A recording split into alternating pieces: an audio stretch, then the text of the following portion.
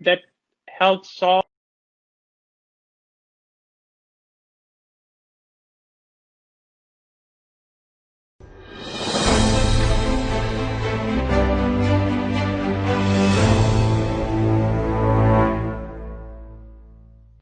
All right, we are live, guys. Good morning, Morning. Tracy. We are back again today with you guys with our new show for a new race in Tracy 2020. We have our first candidate from the Tracy City Council race with us. There are total, I believe, 8 candidates that they are running for 2 vacant seats. And 9? today we have very known figure, 9 candidates. I'm sorry. Yeah, I Thank think you, so. Jamie, and Yeah. Yeah. thank you for correcting me. And yeah, we have a special person, known person in the community, Jamie Medina. And I'm not going to take much more time and hand it over to Gutage to give us a very brief highlights about Jamie, and then we're going to open a floor to Jamie to address to our audience, and let's hear from Jamie after that. Thank you, Jamie. Thank you, Gutage. Go ahead, please. Mhm. Thank you very much, Raj. Thank you, Jamie, for your time for coming on our show. Of So, course. Jamie, he is a fifth generation Tracy resident, a combat veteran from U.S. Air Force. And I just want to congratulate you, Jamie. So today, so you have the fourth anniversary of Fixed In. So the Mhm. organization that Jamie founded, a nonprofit organization that helps solve the issues that our day-to-day veterans face. Thank you very much for your service, and thank you Mhm. very much for helping out our veterans. Now, please share some more about yourself. So, yeah, I was born and raised in Tracy, fifth generation Tracyite. First graduating class of West High, the pioneer class, go Wolfpack. and then after that, I went to college for a couple of years, and I ended up joining the U.S. Air Force. So I sort of followed in the footsteps of family tradition. My grandfather was in the Army Air Corps World War II. And a lot of my family members have joined the military, so a lot of us was sort of, expected, to serve your country and to be of service to your country and your community. And then I retired after 17 years in the Air Force, came back home and finished up college. I was on the 20-year plan, so ended up coming home, and then I went to University of the Pacific and graduated there with substance abuse and mental health certifications.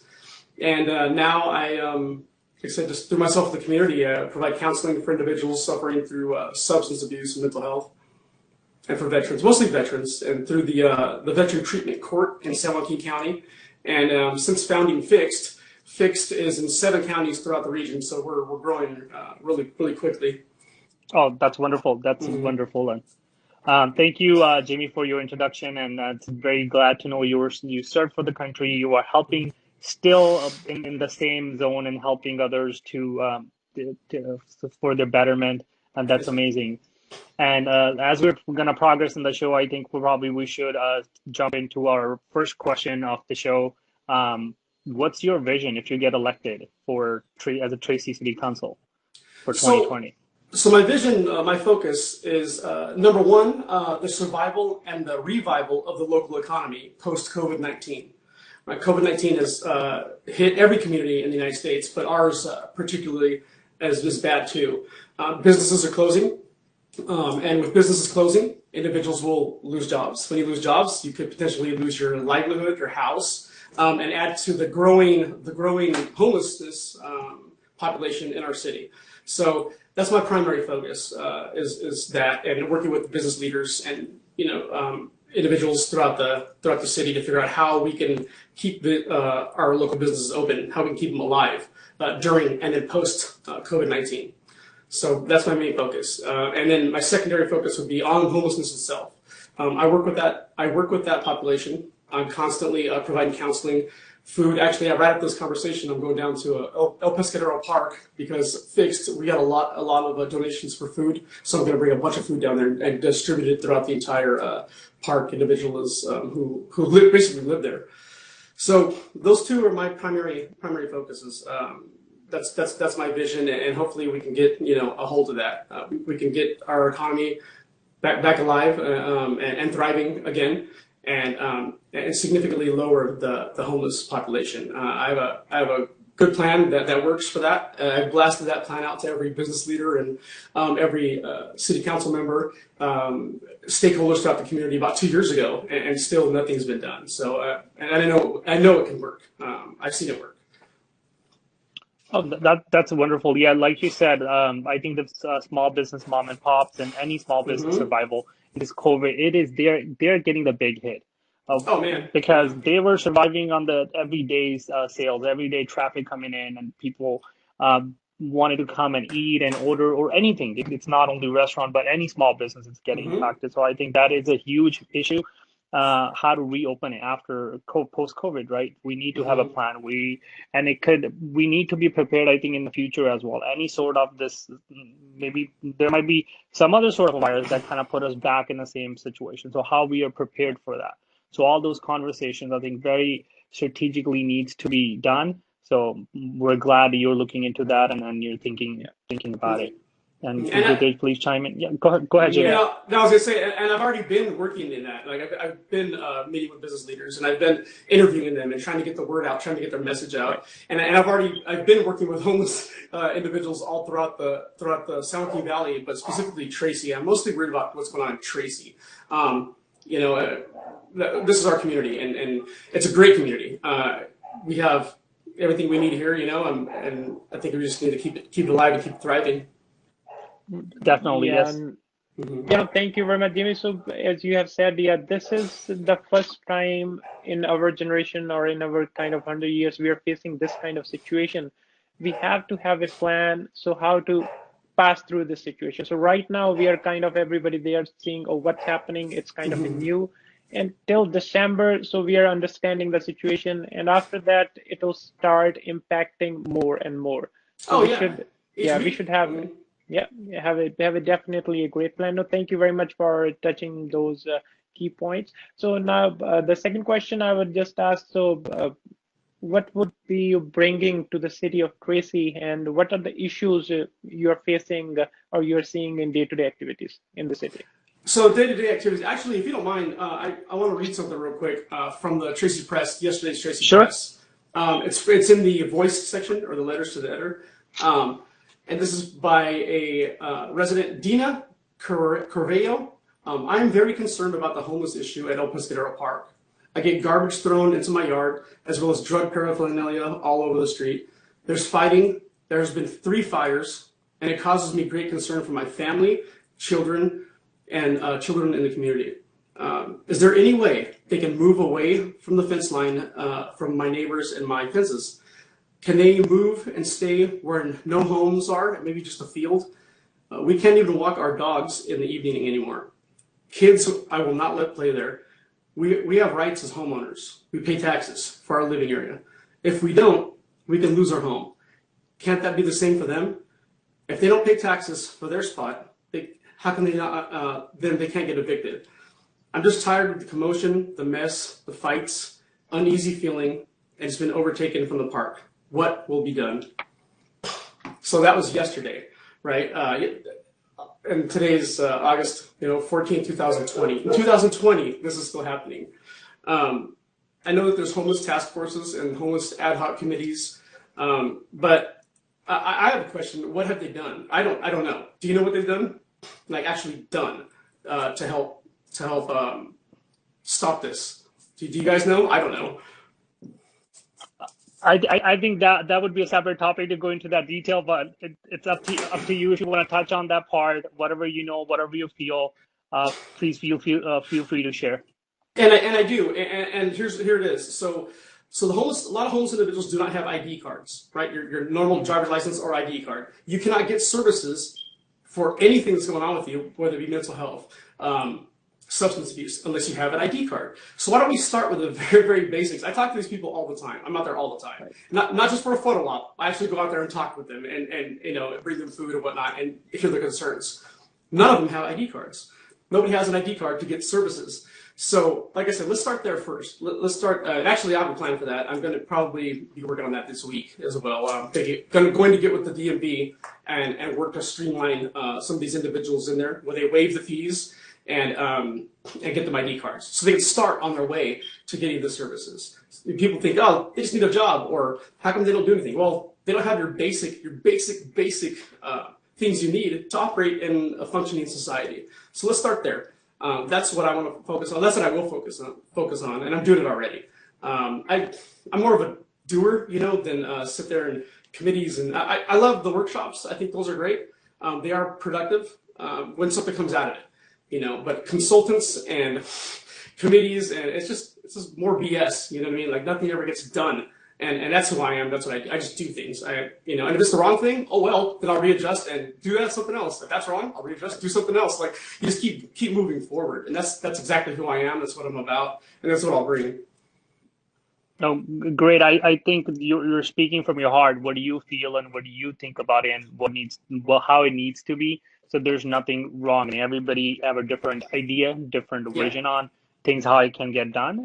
There's not a right or wrong, or this is the way or that is not the way. Yeah. Mm-hmm. So absolutely. So definitely. And go ahead. Sorry, I think I'm interrupting you. Go ahead. Yeah. No, it's okay. And it takes a combination of solutions, right? So there's no one all work all, right? It's going to be a combination of solutions. So if we had services such as mental health, substance abuse, like I would like to see a substance abuse inpatient facility. So 30 days inpatient assisted detox, right? Because most of these people do have drug issues. So assisted detox, get their head clean, get their mind right, get clean, then you can start working on yourself. I mean, I do this for a living now. I'm a subject matter expert in all of this. So, and once you could get your mind right, you get the substance, start working on yourself, get your ID card so that you could apply for services, and then you're on your way. And then from there, what we've been doing with the veterans as they go through our program, we've been turning clients into counselors. So after they kind of get themselves straightened out and hey, I have a new way of looking at things, and then they're full speed ahead, But the majority of them want to return and become a peer support counselor. So what you're doing is you're giving them a purpose again, you're giving them a mission again, and it's the same across the board, whether you're a veteran, civilian, it doesn't matter. Everybody needs a purpose. Everybody needs a reason, to get up in the morning, and what better way than helping somebody else? I mean, it's been my passion, and my entire life purpose is in service to others, and I think that's where you find it. That's where you find your purpose. Right. No. That's great, Jimmy. Yeah, I can understand. So once you are in that disciplined life, then all of a sudden your whole routine changes. Then you need somebody locally to talk to you. Yeah, we have the VA organization, but they are so overwhelmed. So you have to have somebody locally, so who can guide you, who can steer you through those 2 or 3 months. And that is the same with the issue that you are touching for the homelessness. Yeah, they need to have that guidance. So, and it is a step-by-step process, step-by-step approach. No, thank you very much. It is very much the issue that everybody in our society, in our community is facing. And other than that, yeah, COVID, you have mentioned that it is very important to understand what the situation is right now and where we are heading. So all the cities, including ours, so it will be a couple of years, it'll take us a couple of years back. We have to think, start logically, and plan for our better future, better Tracy tomorrow. Yeah, exactly. So, no, go ahead. Sorry. No, I was going to say it. Go ahead. Yeah. So, so apart from these, so other additional thoughts, so like traffic, or I was reading some articles, like some of the companies in Bay Area, they're planning in 5 years or in 6 years work from home. Like our school kids, they are almost home. So all those people, like across the Altamont Pass, they'll start moving to these areas. So what do you think, as we have grown to approximately 100,000 population, we are growing more and more day by day. So some of the thoughts, what you want to bring to our city?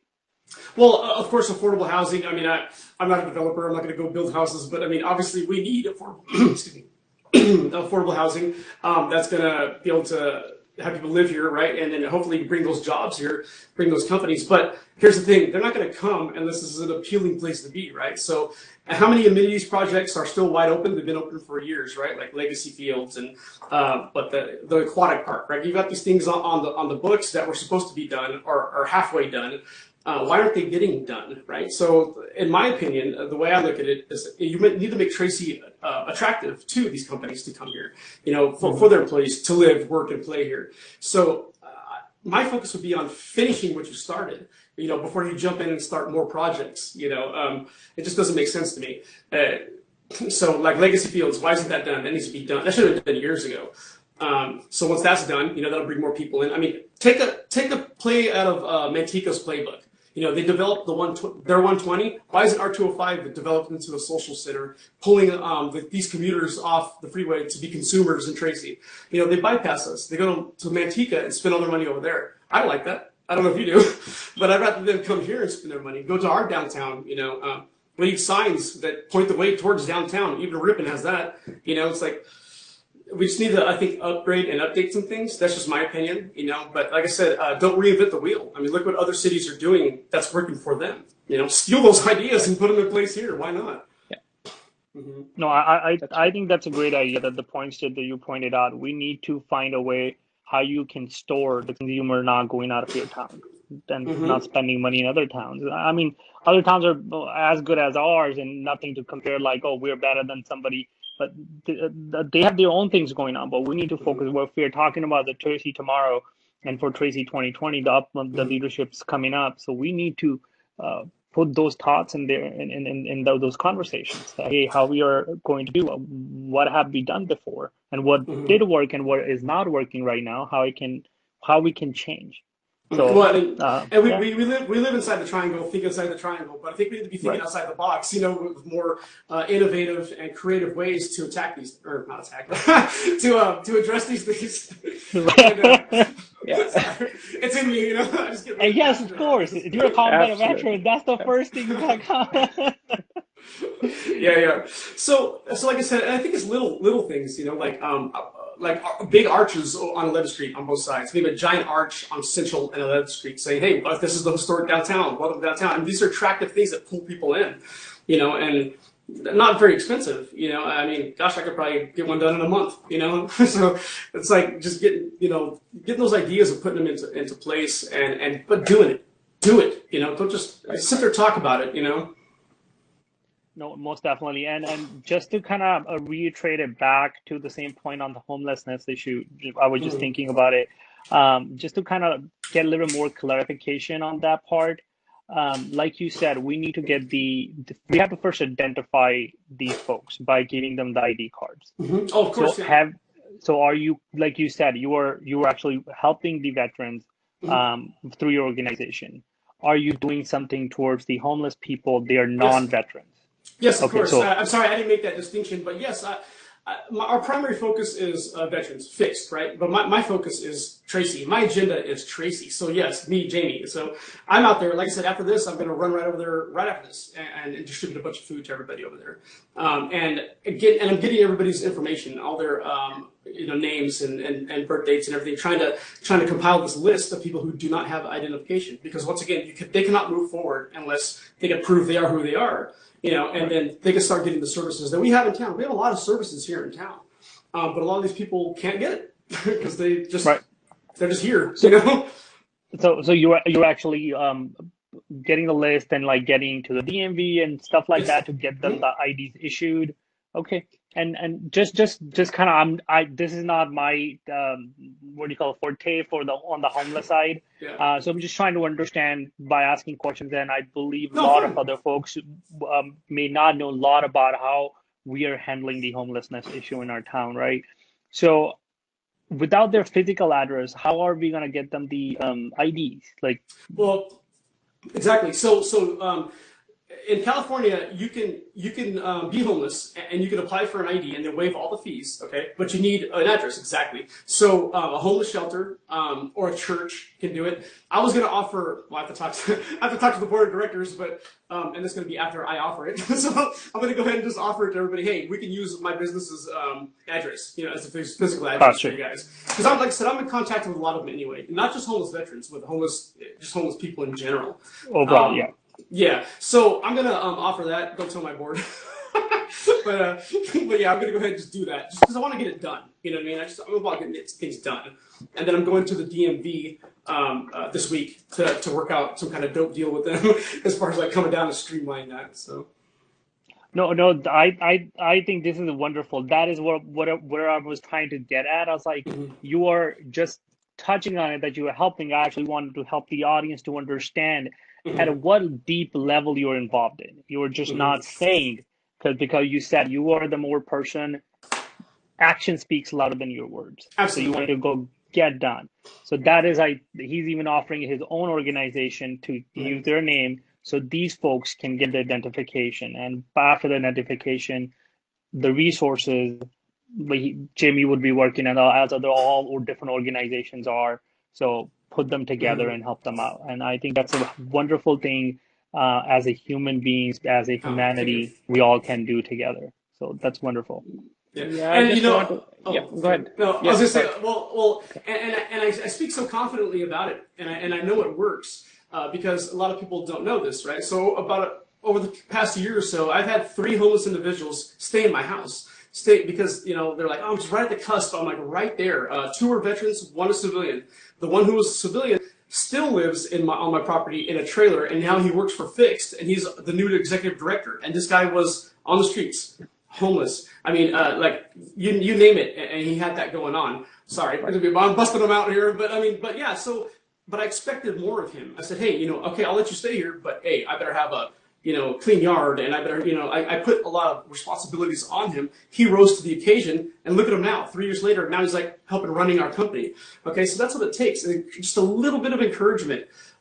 Instead of just looking at somebody and saying, oh, he's a dirtbag, she's a dirtbag. You don't know why they're there. I mean, they could have lost their job. Who knows, right? So each individual has their own individual issue or problem. So you need to you need to address that Right. individual's root cause of why they're where they are. You know, and it Right. works. If you encourage and you have expectations, you give them responsibility. It's been my experience that people rise to the occasion every time. Right. No, but that is correct. I just read an strategic plan that UC Berkeley they just did on fixed in.